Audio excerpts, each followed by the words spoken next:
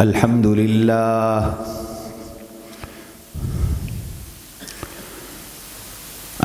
لله نحمده ونستعينه ونستغفره ونؤمن به ونتوكل عليه ونعوذ بالله من شرور أنفسنا ومن سيئات أعمالنا من يهده الله فلا مضل له ومن يضلله فلا هادي له ونشهد أن لا إله إلا الله وحده لا شريك له ونشهد أن سيدنا ومولانا محمدا عبده ورسوله صلی اللہ تعالی علیہ وعلا آلہ وأصحابہ وأزواجہ وأتباعہ وذریاتہ اجمعین اما بعد فأعوذ باللہ من الشیطان الرجیم بسم اللہ الرحمن الرحیم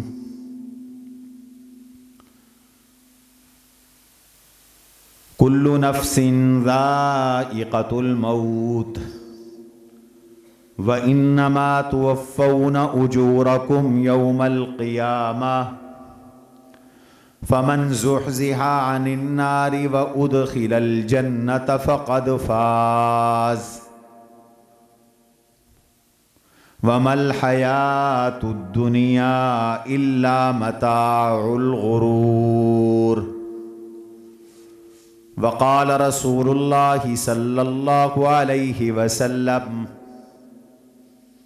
عود المریض واطعم الجائع وفک العانی وقال رسول اللہ صلی اللہ علیہ وسلم لقنوا موتاکم لا الہ الا اللہ وقال رسول اللہ صلی اللہ علیہ وسلم اللہم اغفر لی وارحمنی والحقنی بالرفیق الاعلی وقال رسول اللہ صلی اللہ علیہ وسلم اللہم اعنی علی غمرات الموت او فی ثکرات الموت وقال رسول اللہ صلی اللہ علیہ وسلم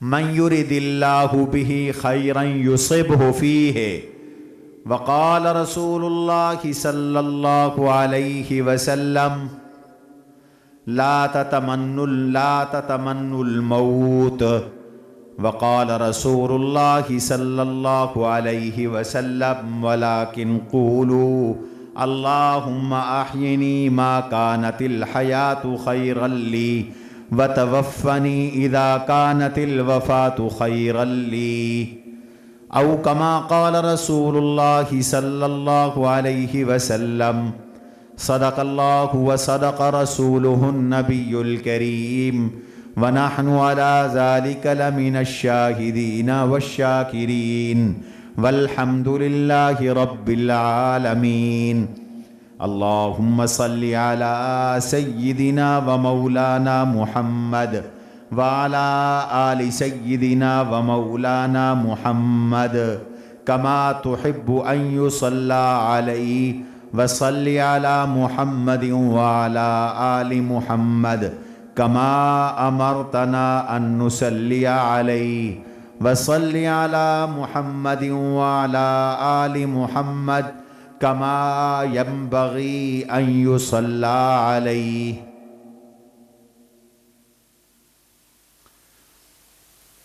عزیزان ذی القدر، سامعین مکرم، گزشتہ جمعے سے ہم لوگ موت اور میت سے متعلق معروضات پیش کر رہے ہیں۔ ہمیں بھی موت آنی ہے اور ہمارے لواحقین کو بھی موت آنی ہے، اس لیے موت اور موت کی تیاری سے متعلق ہمارے آقا حضور نبی اکرم صلی اللہ تعالی علیہ وسلم کے حضور علیہ السلام کی جو سنت مطہرہ ہے، جو پاک اور مبارک طریقہ ہے، وہ اگر ہم سیکھ لیں تو انشاءاللہ ہماری موت اور ہماری بیماری بھی مبارک بن جائے گی اور ہمارا صدمہ بھی مبارک بن جائے گا۔ بات چل رہی تھی کہ اللہ سے اچھے خاتمے کی دعا کی جائے اور برے خاتمے سے پناہ طلب کی جائے۔ یہ موت کی تیاری کا ایک جز ہے، ایک حصہ ہے۔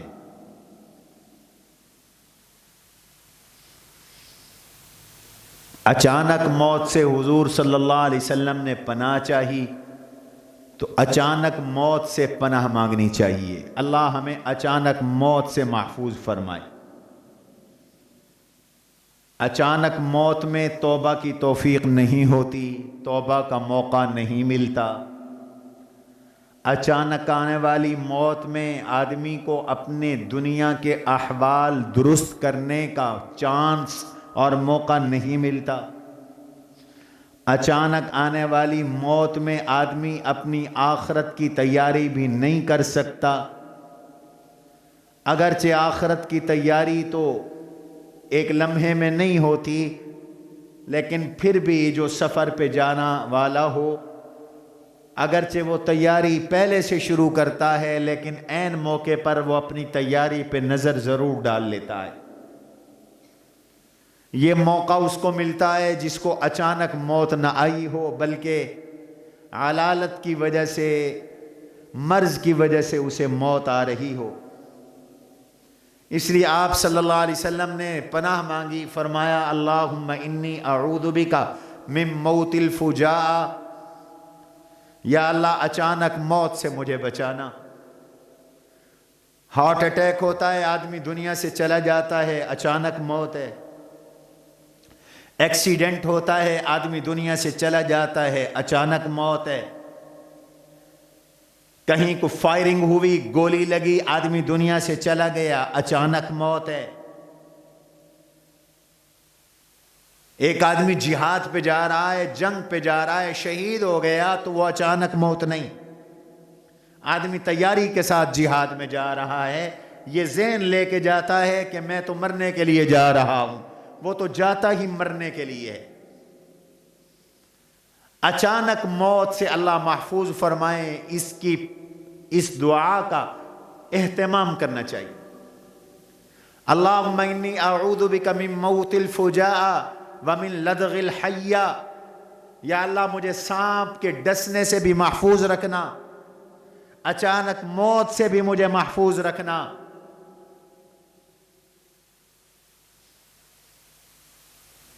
بیماری، موت سے پہلے بیماری کا آ جانا، یہ اللہ کی نعمت ہے، یاد رکھیے۔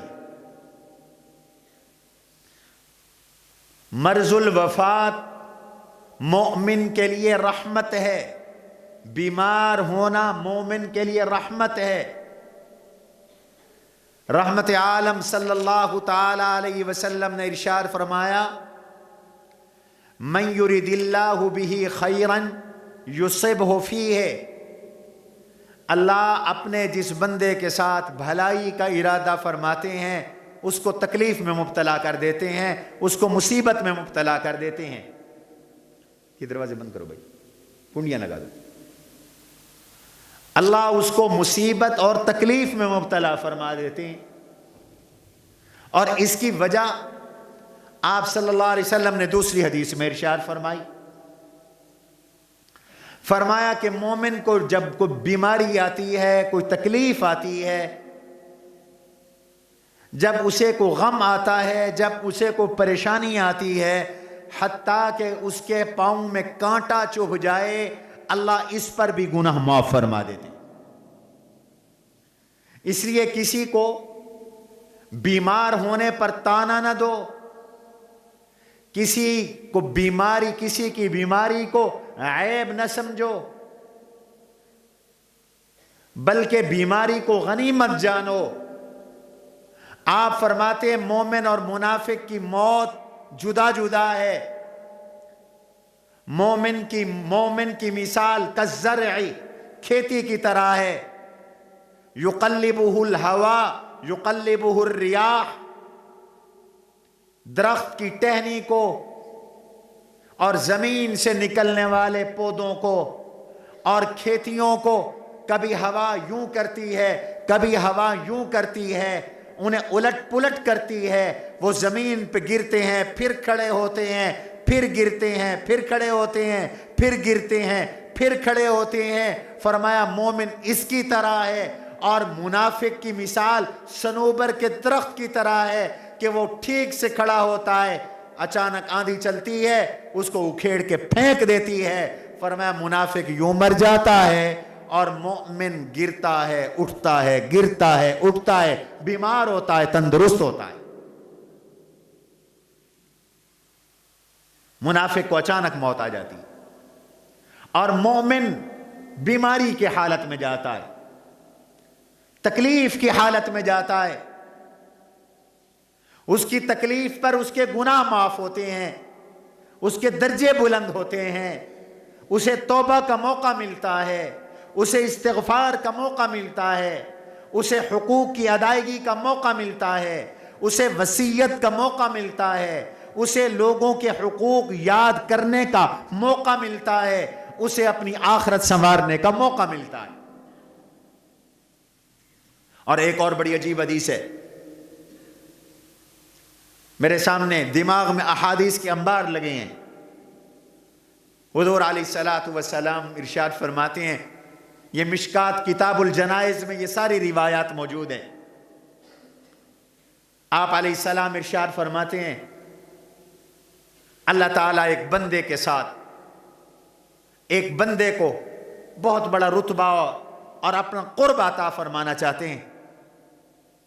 اللہ چاہتے ہیں کہ یہ بندہ میرا مقرب بن جائے، اس بندے کو بلند مرتبہ مل جائے، اس بندے کو بلند مقام مل جائے، لیکن اس کے اعمال اتنے نہیں ہوتے، اس کی نمازیں اتنی نہیں ہیں، اس کے روزے اتنے نہیں ہیں، اس کا حج اتنا نہیں ہے، اس کے صدقات اتنے نہیں ہیں، اس کی نوافل اتنی نہیں ہیں، زندگی میں اعمال نہیں ہیں، لیکن ہے اللہ کا پیارا۔ اللہ اسے اپنا قرب دینا چاہتے ہیں، اللہ اسے بلند منزلت عطا فرمانا چاہتے ہیں، اللہ تعالیٰ اسے بلند مرتبہ عطا فرمانا چاہتے ہیں، تو پھر اللہ اس کو بلند مرتبہ دینے کے لیے تکلیف میں مبتلا کر دیتے ہیں۔ وہ جسمانی بیماری میں مبتلا ہو جاتا ہے، اس کے گھر میں پریشانی آ جاتی ہے، اس کے کاروبار کا نقصان ہو جاتا ہے۔ یہ تینوں چیزیں حضور نے ارشاد فرمائی۔ اس کو اللہ بیمار کر دیتے ہیں، اس کے جسم میں مصیبت، اس کے مال میں پریشانی، اس کے گھر میں پریشانی، خود بیمار ہو گیا، کاروبار کا نقصان ہو گیا، اموات ہو گئیں، پھر وہ اس پر صبر کرتا ہے تو باری تعالی تکلیفوں اور مصیبتوں اور آزمائشوں پر صبر کی برکت سے اسے وہ مرتبہ عطا فرما دیتے ہیں، وہ مقام عطا فرما دیتے ہیں کہ جہاں تک یہ اعمال کے ذریعے نہیں پہنچ سکتا تھا۔ یہ حکمت ہوتی ہے مومن کی بیماری میں، مومن کی تکلیف میں۔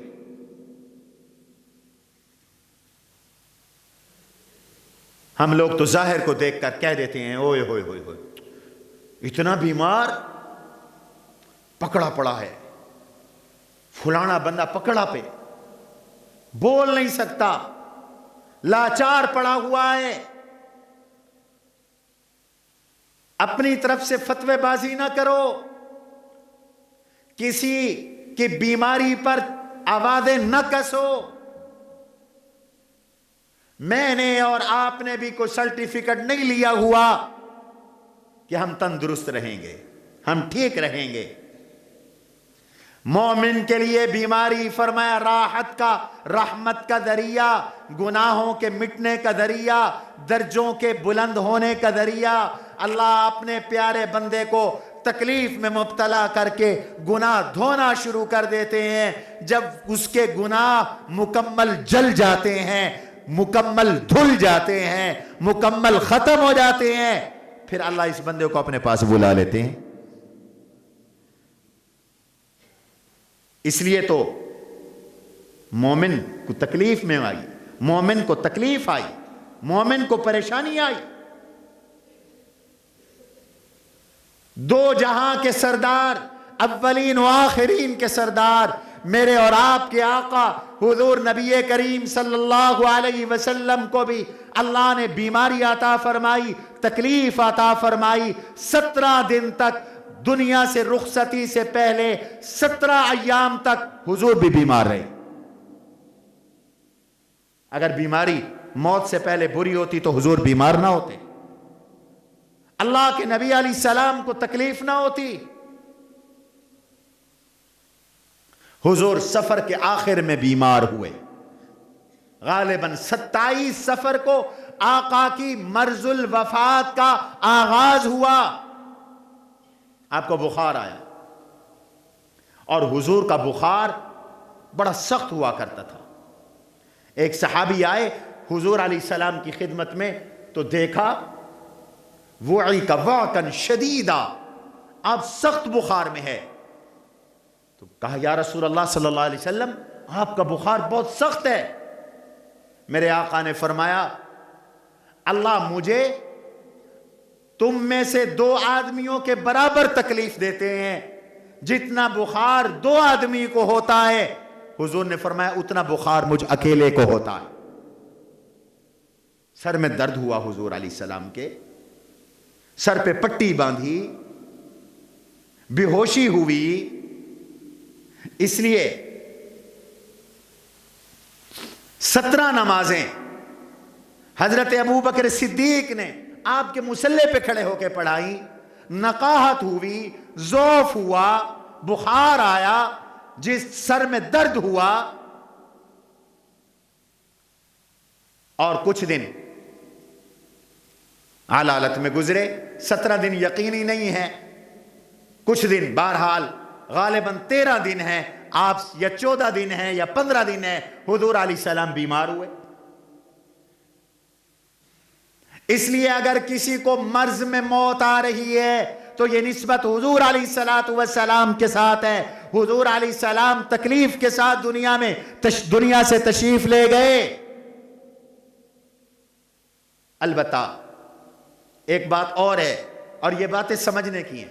हम दूसरों की बीमारियों पर बातें करते हैं, फतवा लगाते हैं, फुला पकड़ा हुआ है, फुला का दिमागी तवाजुन खराब हो गया, फुला हालत में है। ये बातें ना करो, तुम्हें क्या खबर वो अल्लाह का मुकर्रब हो। आका जो फरमाते हैं, अल्लाह ने भलाई का इरादा किया है इस बंदे के साथ, तभी उसको तकलीफ में मुब्तला किया है। और कल क़यामत का दिन होगा, हुजूर अलैहिस्सलाम की हदीस है, कल क़यामत का दिन होगा जब आले मुसीबत, आले मर्ज, आले तकलीफ, दुनिया में परेशानियां उठाने वाले, दुनिया में हादसात उठाने वाले, दुनिया में गम को बर्दाश्त करने वाले, जब उनको मेरा अल्लाह अजर देंगे तो उनके अजर को देखकर, उनके सवाब को देखकर, उनके दर्जे को देखकर, उनके मकाम को देखकर, यतमन्ना अहलुल आफिया, तो आफियत वाले, सेहत वाले, सुकून वाले, दुनिया में अमन और चैन वाले, کل قیامت کے دن یہ آرزو کریں گے اے کاش انہیں دنیا میں کوئی سکھ نہ ملتا، اور ایک روایت میں آتا ہے وہ آرزو کریں گے اے کاش ان کے چمڑوں کو دنیا میں کینچیوں کے ساتھ کاٹا جاتا۔ اتنا اجر ہوگا تکلیف والوں کا، بیماروں کا، مصیبت زدہ لوگوں کا، پریشان حال لوگوں کا۔ اس لیے میرے بھائیوں، کسی کی بیماری پہ بات نہ کرو، اور بیماروں بیماری اس لیے آئی ہے کہ صبر کرو۔ یہ بیماری آزمائش ہے تمہارے لیے بھی، بیمار کے لیے بھی۔ بیمار کے لیے آزمائش ہے، وہ صبر کرے، اس کے گناہ دھل رہے ہیں، اس کے درجے بلند ہو رہے ہیں، اسے اللہ کا قرب مل رہا ہے۔ یہی وجہ ہے حضور علیہ الصلوۃ والسلام نے فرمایا مریض کی عیادت کرو، اس کو پوچھنے جاؤ۔ آج کل عیادت کا رواج ختم ہوتا جا رہا ہے۔ بے شمار احادیث جناب رسول اللہ صلی اللہ علیہ وسلم کی اس ترغیب پر ہیں کہ بیمار کو پوچھنے جاؤ، اس کی دلداری کے لیے جاؤ، اس کو خوش کرنے کے لیے جاؤ، اس کو تسلی دینے کے لیے جاؤ، اس کی عیادت کرو، اس کی خدمت کرو۔ فرمایا جب بندہ کسی کی عیادت کے لیے جاتا ہے،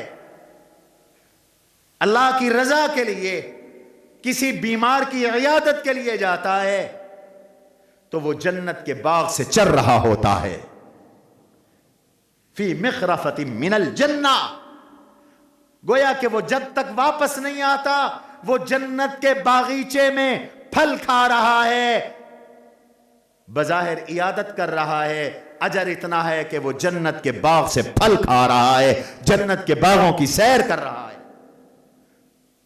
اطعم الجائع وعود المریض وفک العانی، فرمایا بھوکے کو کھانا کھلاؤ، مریض کی عیادت کرو، قیدی کو چھڑواؤ، کوئی مسلمان کافروں کی قید میں نہ رہے اسے چھڑواؤ۔ حق المسلم علی المسلم خمس، مسلمان کے مسلمان پر 5 حق، اور ایک روایت میں آیا 6، مسلمان کے مسلمان پر 6 حق۔ امرنا رسول اللہ صلی اللہ علیہ وسلم ب7 ونہانا عن، صحابہ کہتے ہیں حضور نے 7 چیزوں کا حکم دیا، 7 چیزوں سے منع کیا۔ جن 7 چیزوں کا حضور نے حکم دیا ان میں پہلی چیز یہ ہے کہ ایک دوسرے کو سلام کرو، دوسری چیز یہ ہے کوئی دعوت پہ بلائے اس کی دعوت کو قبول کرو، تیسری چیز یہ ہے کہ جب کوئی بیمار ہو جائے اس کی عیادت کرو۔ مسلمان کا مسلمان پر حق ہے کہ وہ بیمار ہو تو یہ اس کی عیادت کے لیے جائے۔ تشمیت العاطس، چھینک آئے وہ الحمدللہ کہے تو تم یرحمک اللہ کہو، مر جائے تو اس کے جنازے میں جاؤ۔ یہ مسلمان کے ذمہ حقوق ہیں، ہر مسلمان کا دوسرے مسلمان کے ذمہ یہ حق ہے۔ فرمایا گھر سے جب تم کسی مریض کی عیادت کے لیے جاتے ہو صبح کے وقت تو شام تک اللہ کے 70,000 فرشتے تمہارے لیے دعا کرتے ہیں، اور جب تم شام کو کسی مریض کی عیادت کے لیے جاتے ہو تو صبح تک 70,000 فرشتے اللہ سے تمہارے لیے دعا کرتے ہیں۔ تمہاری اولادیں بھی پتہ نہیں تمہارے لیے دعا کرتی ہیں کہ نہیں کرتی، کریں گی کہ نہیں کریں گی، شاگرد بھی پتہ نہیں دعا کرتے ہیں کہ نہیں کرتے۔ کسی کی عیادت کے لیے جاؤ تو 70,000 فرشتے دعا کرتے ہیں، چھوٹی بات نہیں ہے۔ اس لیے نہ جایا کرو کسی بیمار کے پاس وہ آیا تھا کہ نہیں آیا تھا، اس لیے جاؤ کہ عیادت کرنا عبادت ہے، یہ عیادت اصل میں عبادت ہے۔ اللہ کی مخلوق کی خبرگیری کرنا، ان کا خیال کرنا، یہ عبادت ہے۔ اللہ اس پہ بھی اجر عطا فرماتے ہیں، صدقے کا ثواب عطا فرماتے ہیں۔ اور ایک حدیث میں ہے جو کسی مسلمان کی عیادت کے لیے جاتا ہے اللہ تعالیٰ اس کو 60 سال کی مسافت جہنم سے دور فرما دیتے۔ گویا مریض کی عیادت جہنم سے دوری، جنت کا قرب اور جنت کا داخلہ اور جنت کے باغوں سے کھانا اور پینا اور چرنا ہے۔ اس لیے فرمایا مریض کی عیادت کرو، اور جب اس کے پاس جاؤ تو اس سے دل لگی کی باتیں کرو، اس کو تسلی دو، اس کو خوشخبریاں سناؤ۔ حضور علیہ السلام نے فرمایا اس کا دل لگواؤ، تمہاری میٹھی میٹھی باتوں سے اس کی قضا تو نہیں ٹلے گی لیکن اس کا دل خوش ہو جائے گا۔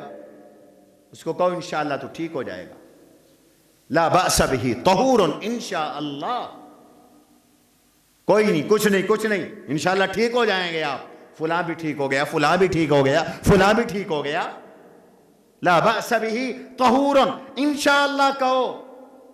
اور کسی بیمار کے پاس جاؤ، حضور نے دعا تلقین کی، فرمایا تم اس پر ہاتھ رکھ کر، اس کے سر پہ ہاتھ رکھ کر یہ دعا پڑھو، اگر اللہ نے اس کی موت نہیں لکھی تو وہ ٹھیک ہو جائے گا، اس کو شفا مل جائے گی۔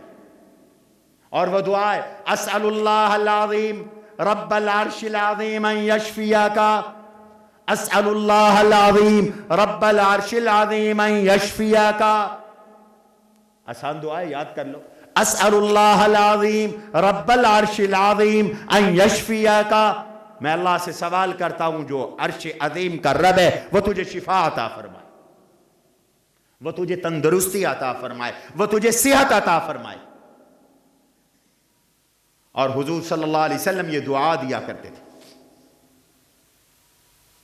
اور جب تم کسی مریض کی عیادت کے لیے گئے، فنادا منادن، ایک آواز لگانے والے فرشتے نے آواز لگائی، طبتا وطاب ممشاکا وبوأت منزلک الجنہ۔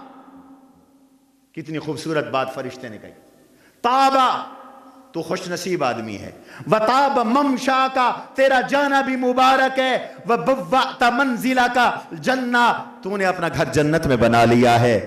اللہ کے بندے کی عیادت کر کے تو نے اپنا گھر جنت میں بنا لیا۔ قیامت میں ایک سوال یہ بھی ہوگا، اللہ کہیں گے او میرے بندے میں بھوکا تھا تو نے مجھے کھانا نہیں کھلایا، میں پیاسا تھا تو نے مجھے پانی نہیں پلایا، میں بیمار تھا تو نے میری عیادت نہیں کی۔ بندہ کہے گا الہ العالمین آپ تو کھانے سے پاک ہیں، آپ تو پینے سے پاک ہیں، آپ تو بیمار ہونے سے پاک ہیں۔ اللہ فرمائیں گے میرے بندے نے تجھ سے کھانا مانگا تھا تو نے کھانا نہیں دیا تھا، اگر تو اس کو کھانا کھلاتا تو مجھے اس کے پاس پاتا۔ میرے بندے نے تجھ سے پانی مانگا تھا تو نے اسے پانی نہیں پلایا تھا، اگر پانی پلاتا تو مجھے اس کے پاس پاتا۔ میرا بندہ بیمار ہوا تھا تو نے اس کی عیادت نہیں کی تھی، تو اس کی عیادت کرتا تو مجھے اس کے پاس پاتا۔ اس لیے مریض کی عیادت کرو۔ حضور بیمار ہوئے، جبریل نے عیادت کی۔ حضور نے فرمایا جبریل کو، جبریل مجھے بخار ہے، تکلیف ہے۔ جبریل نے حضور کو دم کیا، بسم اللہ ارقیکا من کل شر یوزیکا، اللہ کے نام کے ساتھ میں آپ کو دم کرتا ہوں ہر اس شر سے جو آپ کو تکلیف دے۔ من عین حاسد ارقیکا اللہ یشفیکا،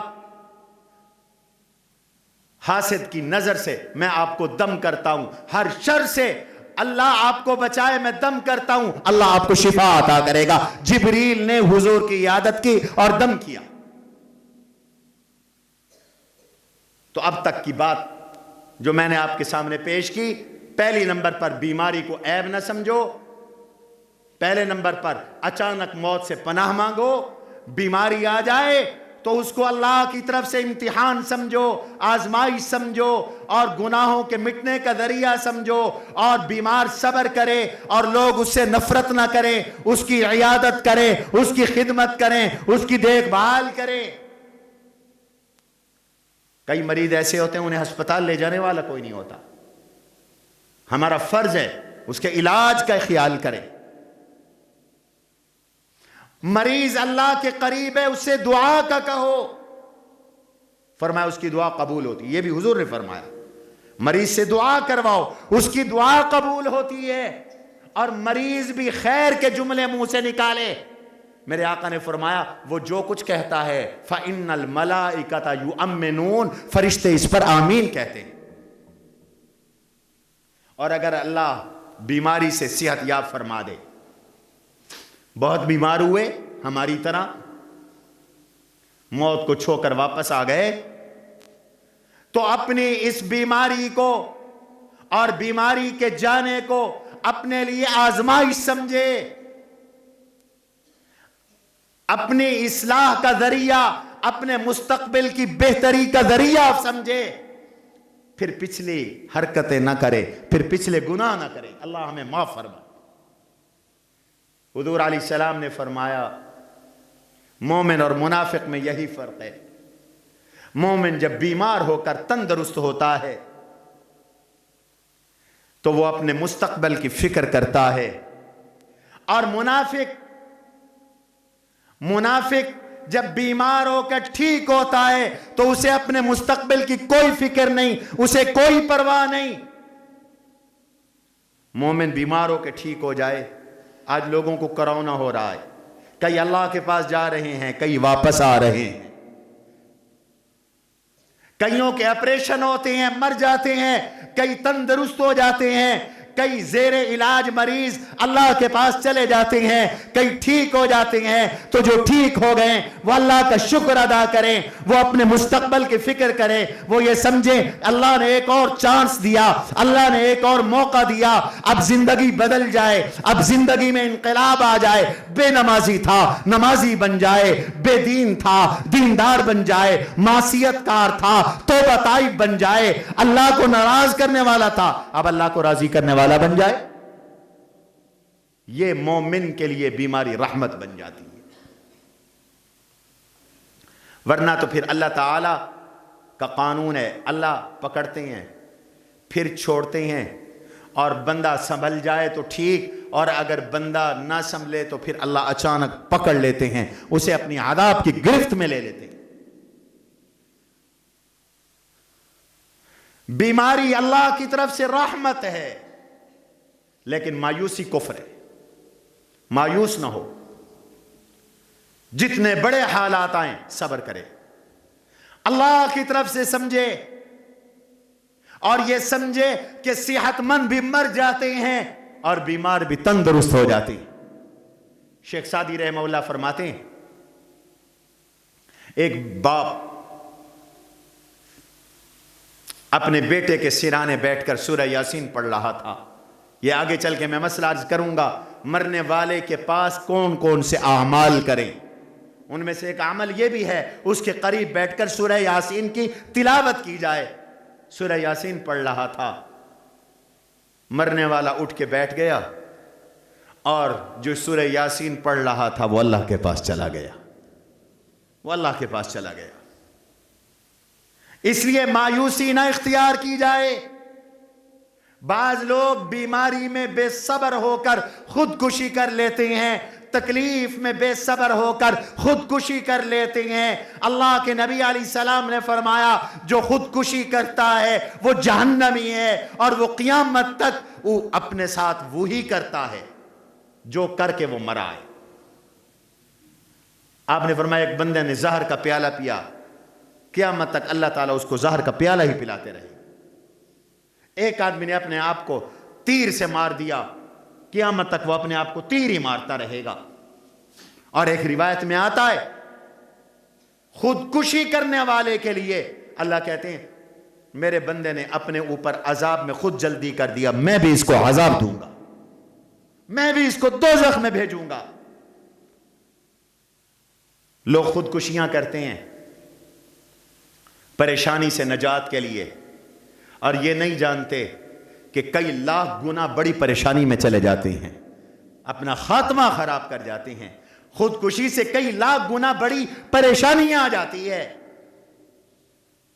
گھر میں جھگڑا ہوا، عورت نے دوائی پی خودکشی کر کے مر گئی، کسی کا کیا نقصان ہوا؟ اگر کاش یہ تکلیف پہ صبر کرتی تو جنتی بن جاتی، تکلیف پہ صبر کرتی تو اللہ دنیا میں بھی راحت عطا فرماتے، تکلیف پہ صبر کرتی اللہ دنیا میں بھی خوشیاں عطا کرتے اور آخرت میں بھی جنت عطا کرتے۔ بے صبری کی اور خودکشی کی، ہلاکت کی موت مر گئی۔ اللہ ہم سب کا خاتمہ ایمان پہ فرمائے، بولو اللہ اچھی موت عطا فرمائے۔ کیا بتاؤں آپ کو، صحابہ کہتے ہیں ایک شخص تھا جنگ میں بے دردی کے ساتھ لڑ رہا تھا، لوگوں نے نعرے لگانے شروع کر دیے کہ ما اجزا عنا اليوم احد، آج اتنا کام کسی نے نہیں کیا، اتنی بہادری کسی نے نہیں دکھائی جتنی فلاں نے دکھائی۔ صفوں کی صفیں چیرتا ہوا جا رہا تھا، جس طرف بھی جاتا تھا کافروں کو قتل کر کے پھینک دیتا تھا۔ صحابہ نے یہ بات حضور سے عرض کی، یا رسول اللہ صلی اللہ علیہ وسلم، فلاں شخص آج اتنی بے جگری، بے دردی، بہادری، شجاعت اور ہمت اور حوصلے کے ساتھ لڑ رہا ہے، جس طرف بھی جاتا ہے وہ کافروں کی صفوں کو الٹ کے رکھ دیتا ہے۔ قربان جاؤں، میرے نبی کا معجزہ تھا۔ حضور نے فرمایا اما انہو من اہل النار، یہ دوزخی ہے، یہ دوزخی ہے۔ صحابہ حیران، صحابہ کہتے ہیں ہم پریشان ہو گئے، یہ دوزخی ہے، جہاد کرنے والا، بہادری دکھانے والا، کافروں کو جہنم رسید کرنے والا، ان کی صفوں کو چیرنے والا، پھر جنتی کون ہوگا؟ ایک صحابی کہتے ہیں مجھے حضور کی بات پہ یقین تھا، اس لیے میں نے اس کا پیچھا کیا، وہ جہاں جاتا تھا میں ساتھ جاتا تھا، وہ چلتا تھا تو میں پیچھے چل پڑتا تھا، وہ ٹھہرتا تھا تو میں پیچھے ٹھہر جاتا تھا، حتیٰ کہ میں نے دیکھا کہ وہ زخمی ہوا۔ جب زخمی ہوا تو درد سے کراہنے لگا، تو اس نے کیا کیا، یوں اپنی تلوار رکھی زمین پر، کھڑی کی، یوں رکھی زمین پر تلوار، اس کے کاٹنے والا حصہ اوپر کیا اور اوپر لیٹ گیا اور اپنے آپ کو اس پہ ڈالا تو پیٹ کٹ گیا اور مر گیا۔ یہ صحابی کہتے ہیں میں دوڑتا ہوا رسول اللہ صلی اللہ علیہ وسلم کی خدمت میں آیا اور میں نے عرض کیا یار اشہد انکا لرسول اللہ، میرا پہلے بھی ایمان تھا، اب ایمان میں اضافہ ہو گیا، آپ اللہ کے سچے رسول ہیں۔ حضور نے پوچھا کیا ہوا؟ فرمایا آقا جس کو آپ نے دوزخی کہا تھا لوگ حیران تھے، میں اس کے پیچھے رہا اور میں نے جا کے دیکھا وہ خودکشی کر کے مر گیا ہے، آپ کی بات کو اللہ نے سچا کیا ہے۔ خودکشی کرنے والے کو حضور نے دوزخی کہا۔ اللہ ایسی موت سے بچائے۔ یہ گھر میں عورتوں کو بھی حدیثیں سنایا کرو، یہ بیان سنایا کرو، بچوں کو بھی سنایا کرو۔ عدم تحمل ہے، برداشت نہیں ہے، صبر ختم ہو گیا ہے۔ صبر تو اسی لیے آیا ہے، ناموافق ناگوار حالات کے لیے صبر آیا ہے۔ اگر ہر کسی کو خوشیاں ملنی ہوتی تو صبر کا حکم کیوں آتا؟ پھر ان اللہ مع الصابرین کیوں آتا؟ انما یوفی الصابرون اجرہم بغیر حساب کیوں آتا؟ فاصبر کما صبر اولو العزم من الرسل یہ کیوں آتا؟ یا ایھا الذین آمنوا اصبروا وصابروا ورابطوا واتقوا اللہ لعلکم تفلحون کا حکم کیوں آتا؟ اللہ نے کہا کامیابی صبر میں ہے، صبر کرو۔ والعصر ان الانسان لفی خسر الا الذین آمنوا وعملوا الصالحات وتواصوا بالحق وتواصوا بالصبر، کامیابی تواصی بالصبر میں ہے۔ ایک دوسرے کو صبر کی تاکید کرو۔ صبر پہ اللہ نے بہت کچھ انعامات رکھے ہیں، بہت کچھ اجر رکھا ہے۔ دنیا میں بھی اللہ فتوحات عطا فرماتے ہیں، آخرت میں بھی فتوحات عطا فرماتے ہیں۔ اس لیے بیماری میں صبر، تکلیف میں صبر، کسی کا ظلم ہوا تو صبر، کسی بیوی پر شوہر ظلم کرتا ہے تو صبر، کسی شوہر کے ساتھ خاندان زیادتی کرتا ہے تو صبر، کسی بچے کے ساتھ ماں باپ زیادتی کرتے ہیں، ویسے ماں باپ زیادتی نہیں کیا کرتے۔ اگر کوئی سمجھتا ہے تو صبر کرے، کوئی کسی طرح پریشان ہے صبر کرے۔ فرمایا یہ جو صبر ہے یہ آدمی کو اللہ کے قریب بنا دیتا ہے، وہ درجے عطا کرتا ہے ولایت کے اور اللہ کے قرب کے جو اعمال کے ساتھ نہیں ملتے۔ میں نے آپ کو شروع میں حدیث سنا دی ہے، صبر کی برکت سے اللہ وہاں پہنچا دیتا ہے جہاں ہزاروں سال کے اعمال سے آدمی نہیں پہنچ سکتا۔ تم صبح سے شام تک روزہ رکھو، شام سے صبح تک نفل پڑھو، 50 سال یہ عمل کرو، وہاں تک نہیں پہنچ سکتے جہاں ناموافق حالات پہ صبر کر کے تم پہنچ جاتے ہو۔ اللہ جنت کا وہ مقام عطا فرماتے ہیں، اس لیے تکلیف مانگو نہیں، مرض مانگو نہیں، فقر مانگو نہیں، فقیری مانگو نہیں، تنگ دستی مانگو نہیں، پریشانی مانگو نہیں، آ جائے صبر کرو، برداشت کرو، حوصلہ رکھو، اللہ سے تعلق رکھو۔ اس حال میں تم اللہ کے قریب ہو، اللہ سے دعائیں کرو۔ ہمارے نبی نے کیسے صبر کیا؟ پتھر کھائے، صبر کیا، گالیاں سنی، صبر کیا، حملے سہ لیے، صبر کیا، ڈر آیا، صبر کیا، فقر آیا، صبر کیا، افلاس آیا، صبر کیا، خطرات آئے، صبر کیا، سفر کرنا پڑا، صبر کیا۔ حضور نے کو تھوڑا صبر کیا؟ کتنے بڑے صابر نبی ہیں ہمارے آقا، کتنے بڑے شاکر نبی ہیں ہمارے آقا۔